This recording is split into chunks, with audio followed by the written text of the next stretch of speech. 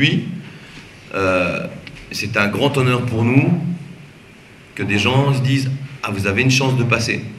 Je me souviens les années précédentes, quand vous faisiez les articles sur la Ligue des Champions, franchement, vous étiez d'un pessimiste redoutable, quoi. Redoutable. Aujourd'hui, vous êtes un optimiste aussi redoutable pour nous. Je pense que la vérité, elle est juste entre les deux. Nous, on a pris ça comme un honneur qu'on vienne nous saluer. C'est une reconnaissance de notre travail, une reconnaissance du travail du président, de des années de travail. Ensuite, vous avez vu, vous êtes venus là-bas, nous, on est dans une retraite là-bas. On ne lit pas la presse, on ne regarde pas les journaux, on travaille, on mange, on dort, on fait de la musculation, on fait du travail tactique.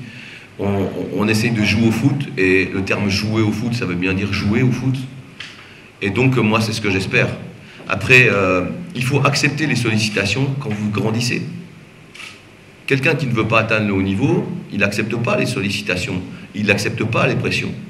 Les pressions, si elles viennent, c'est qu'à un moment donné, vous êtes reconnu comme quelqu'un qui peut peut-être faire quelque chose, n'est-ce pas?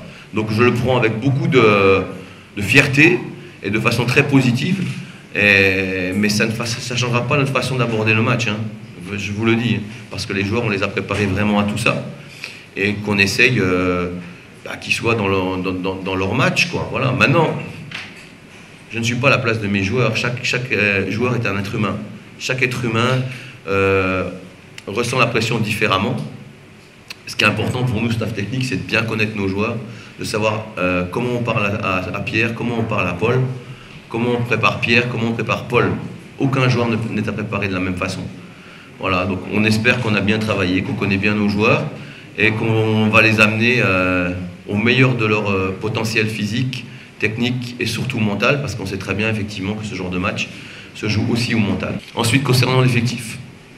L'effectif est pratiquement complet, donc il y a Malik Cissé qui est forfait sur le côté, qui avait déjà un adducteur un tout petit peu flagellant à Oroya et que j'ai sorti en cours de partie et qui n'a pas bien récupéré et que j'utiliserai pas parce que je préfère utiliser des joueurs à 100%. Pour le reste, tout le monde est apte. Radim fera peut-être un très grand match, mais si on arrive quand même à lui marquer des buts, il peut faire un très grand match et on peut lui marquer 2 buts. Hein. C'est pas impossible non plus. Hein. Donc j'ai vu des gardiens faire des grands matchs et perdre 4-0 ou 5-0 contre le PSG. Donc il peut faire un très grand match, il a tout à fait le droit. Si on marque les buts qu'il nous faut pour passer, ça me suffira.